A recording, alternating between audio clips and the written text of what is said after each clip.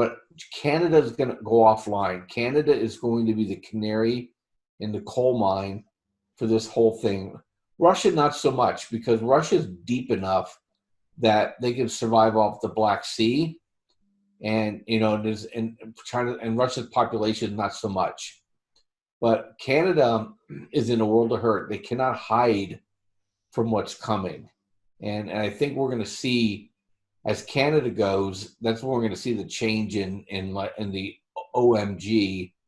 Who's this Greta Thunberg telling us the wrong information? And I think it's coming. And you got to look at Nova Scotia and Newfoundland. That's ice age stuff starting to form there. That snow's not going away next summer.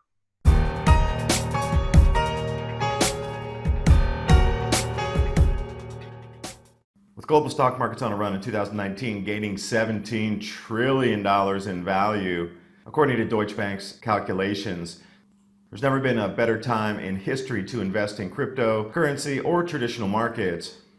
Trade Genius over the last 60 days has netted its users nearly 180% on their money from stock and crypto trades in both rising and falling prices.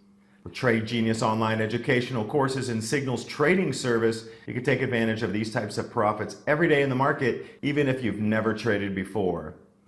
Take control of your financial future by learning to trade stocks, cryptocurrency, and binary options with Bob Kudla and Philip Cleaver. TradeGeniusAcademy.com. Learn to make money every day with the pros. The link's in the description box below. And use the promo code WINTER for 45% off non-bundled items. And now, on with the interview. Good afternoon, everyone. Here today, Bob Kudla, TradeLikeAGenius.com. Now, in the last couple of talks that we've done together, we've both been indicating that food prices are going to increase stealthily until they hit a point where they're going to rise rapidly. It seems like the pullback and usage of all foods that were in the pipe or in the supply chain have now been semi-exhausted, is a good way to put it. We're starting to see real price rises. If you haven't seen the news, Wuhan City, they've blocked in 11 million people. No trains, no airplanes, no private transportation, no buses. You can't even walk out. They have armies stationed around the entire city periphery. This is a great excuse for the Chinese citizens as to why everything's going to be more expensive in their areas. Imagine the pandemic rolling through. It's a perfect excuse for food price rises. Then there's no culpability except for the pandemic or whatever the disease trail might be. You're not really going to ask questions why this box of something or that can of something or that meat's not as available, or if it is, if it costs double. I mean, jumping between borders between the Czech Republic over here and Austria, we see things going up 3x in prices. It's incredible. Something just at 50 miles away is 3 times less price because the availability in that area is much easier on their supply chains to get it. So welcome from Vienna, and Bob, floor is yours. We talked a little bit before the interview about some ideas, but yeah, these pork prices and commodities prices running up, the economy that we're seeing twist across the planet, and now we got the pandemic. Seems like a perfect mix. We just need to sprinkle in a couple more elements. And then everything about this grand solar minimum, the food price rises, the falling iguanas, the record snows in Newfoundland that dumped 12 feet of snow that the Army is still underway of trying to uncover Newfoundland and parts of St. John. Most snow ever recorded ever in that part of northeastern Canada. A lot of signs are around. The record snows in Saudi Arabia, the record snows in United Arab Emirates as well. A year's worth of rain in Iran in 2 days. So it seems to be happening. And you know what? They're trying to now cut the channels that are talking about climate change because we don't kowtow to 100% CO2 warming. It's not you, it's not CO2, it's the sun. So Bob, thanks again for joining me. And here we go. It's going to be an exciting talk.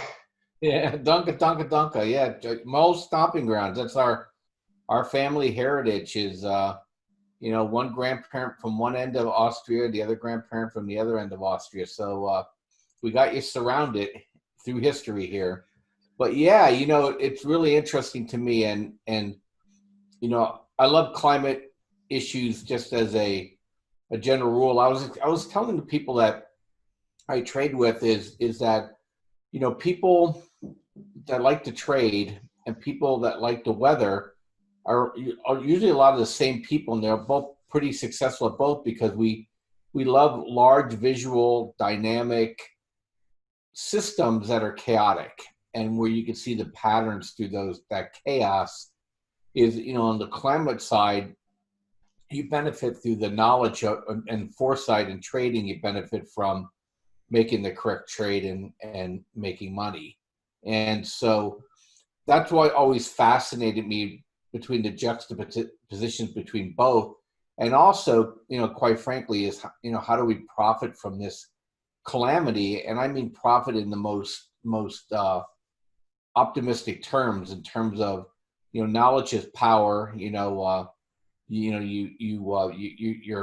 ant, you're not a grasshopper, right? So you're preparing. And the Wuhan thing just was really interesting to me because just 3 weeks ago, there was no Wuhan problem. And the people in Wuhan that were being told, hey, you should probably put some food away, right? Just like we tell people here in Southern California, hey, have a bug out bag, have 6 weeks of food or whatever. And everybody just poo-poos it. Now the people in Wuhan, they're stuck. And those grocery stores, I guarantee, are empty right now in Wuhan. That's just a taste of what's coming. Look, the Chinese would not have done this unless they were informed by their scientists that this particular virus is very virulent and that it will shut down economies. And the Chinese are scared to death because of the Chinese New Year coming up. I mean, they literally could put China into a depression if those 900 of 1.2 billion people do not travel to see family, to go to homelands. And I think that they count on a lot of that for their economic activity. But you were telling me before the thing, you said, I don't know if we should bring that up kind of as a test, whatever it might be, woohoo. It absolutely is not. The governments around the world are going to cling to any force majeure they can, Dave, to obscure their culpability in the collapse and the lack of preparation they have for their people. In the United States, it's look, they've been trying to push this climate change. The central banks have jumped on the climate change, phenomenon, saying this is what we need to do because they're trying to distract people from their policies that are so ruinous. And how that affects people with the weather is that we've seen this with the Arab Spring. When you have currencies of countries that have to import food and that currency becomes worthless, you have regime change. Now, very quickly, people have jumped on, hey, might be the stock market. The stock market's been selling off the last 2 days.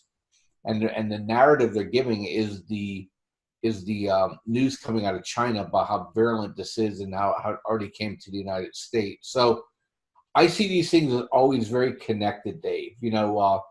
Governments not preparing their people, governments being secretive, people not preparing, and the events can unfold overnight, and you have to be prepared. I come at it from trading. Look, this stock market has been gliding now for 14 years, and it could do it 1987 flash crash and just literally wipe people's retirements off the face of the earth. But people are stuck. And same with the food thing. I went to the grocery store. My daughter said to me, Dad, I want some bacon. I haven't had bacon for a while. I'm like, yeah, no problem. And I usually get my stuff at Costco, $4.99, a pound for each of that. I go into the grocery store, and the value price ones were $4.99 for 12 ounces, which was a little high than normal. But anything that's premium or center cut or thick cut or smoked with something that's not regular wood, it started at $9.99 a pound and went to $17.49 a pound. I'd never seen $17.49 a pound for bacon in my life. And that means that the supply chains are now starting to gear themselves towards sending those premium products to people who can pay that kind of price in China. And you remember the guy from, I don't know, is it Smithfield Foods? I forget the company that now got bought out. He basically said that expect higher pork prices because we're shipping everything that we get our hands on to China. And then I saw another article, I think I sent it to you, where it was if China imported all the pigs that they needed to resupply what they lost, there wouldn't be enough pigs in the world. And those kind of things have two dimensions to them. One is that it's going to cause prices to rise, but number two, it's going to cause resentment and people locking their borders down. And so when we start having real crises, people are going to be stingy, and then you'll see people dying wholesale. And I worry that countries have not, the whole idea behind the global supply chain was for this easy flow of goods and services, so you didn't have to be self-reliant. And I think that was a thing by the elites too, to create mass dependency when required. And we're going to start seeing it. I look at India, we talked about this before. So here's the countries that people really, really need to keep an eye on, is that India is going to be in big trouble. They can't feed themselves and they can't energize themselves. Canada is in a world of hurt. They can both feed and energize themselves when things are normal. But Canada is going to go offline. Canada is going to be the canary in the coal mine for this whole thing. Russia, not so much, because Russia's deep enough that they can survive off the Black Sea, and China and Russia's population, not so much. But Canada is in a world of hurt. They cannot hide from what's coming, and I think we're going to see, as Canada goes, that's when we're going to see the change in the OMG. Who's this Greta Thunberg telling us the wrong information? And I think it's coming. And you got to look at Nova Scotia and Newfoundland. That's ice age stuff starting to form there. That snow's not going away next summer. We're going to see that. And then Colorado, the peaks are starting to hold.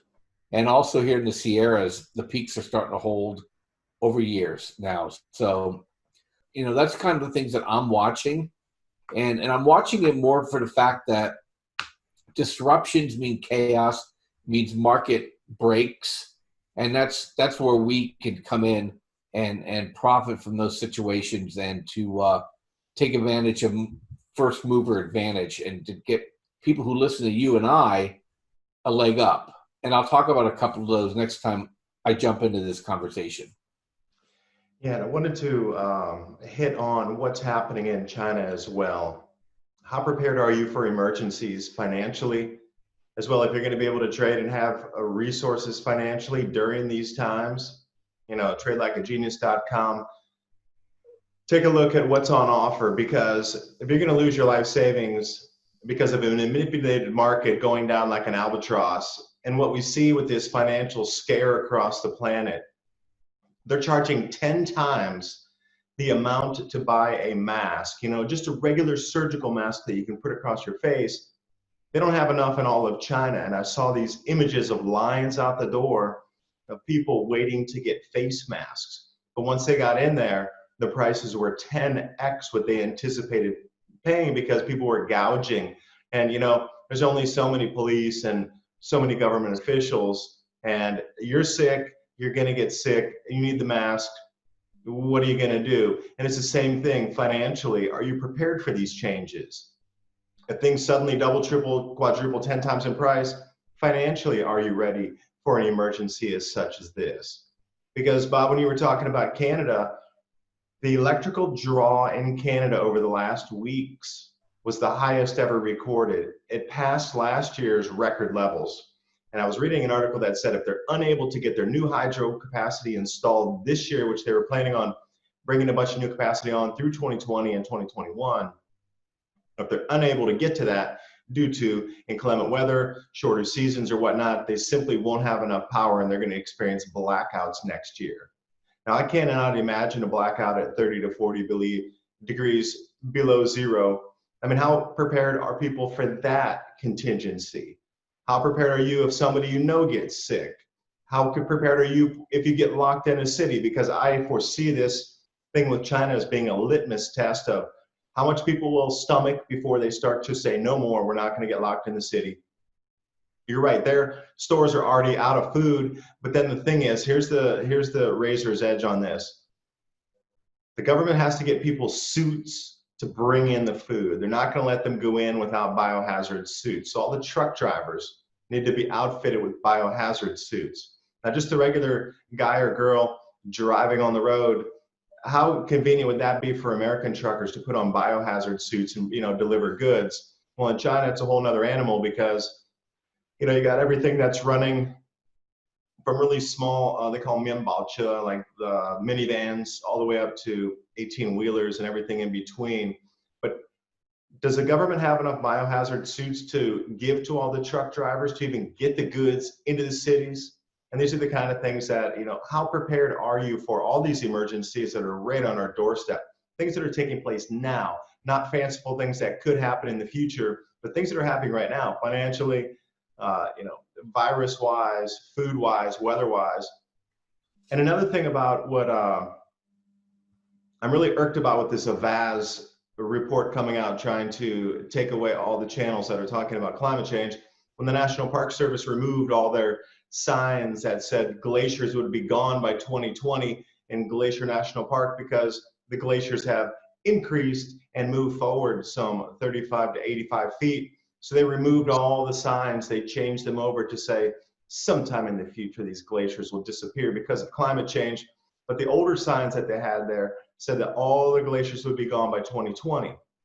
So another thing, if you haven't seen the Avaz report coming out, that's AVVAZ, it's the same group that was working with Southern Poverty Law Center in the beginning about 2016 to have all the political channels deplatformed by saying, hey, advertisers, did you know your advertisement's running on a climate misinformation channel? This is 2.0, what they're trying now. But remember in the beginning, what they did is they reached out to all those advertisers and said, hey, did you know your advertisement's on a politically incorrect thought? They're not towing the correct narrative.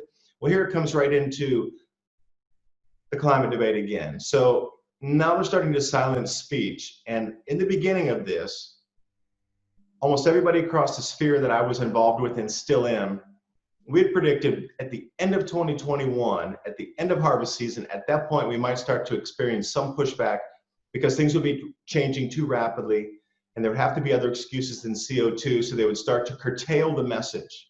And here we are just in the beginning of 2020. So my whole thing is, great, that's a personal issue, I'll deal with it.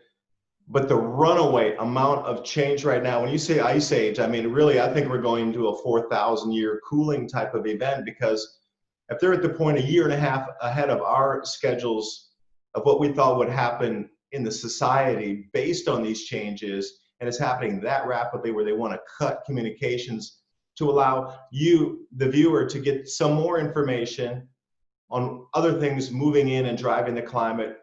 Sure, it is a bit of CO2.